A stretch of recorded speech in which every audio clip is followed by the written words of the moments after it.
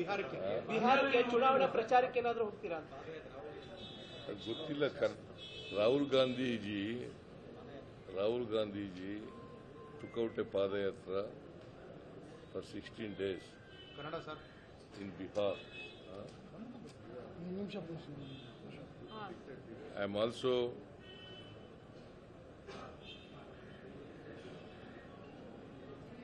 joined the Padayatra on 29th of this month.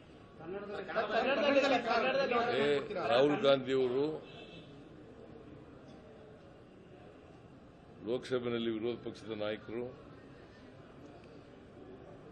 ಅವರು ಬಿಹಾರ್ನಲ್ಲಿ ಮತ ಅಕ್ರಮ ನಡೆದಿರೋದ್ರ ಬಗ್ಗೆ ಪಾದಯಾತ್ರೆ ಕೈಗೊಂಡಿದ್ದಾರೆ.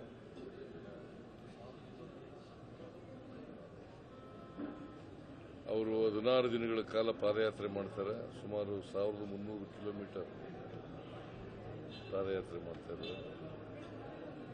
ನಾನು ಒಂದು ದಿನ ಪಾದಯಾತ್ರೆಯಲ್ಲಿ ಭಾಗವಹಿಸಬೇಕು ಅಂತ ತೀರ್ಮಾನ ಮಾಡಿ 29ನೇ ತಾರೀಕು, ಈ ತಿಂಗಳು ಆಗಸ್ಟ್ 29ನೇ ತಾರೀಕು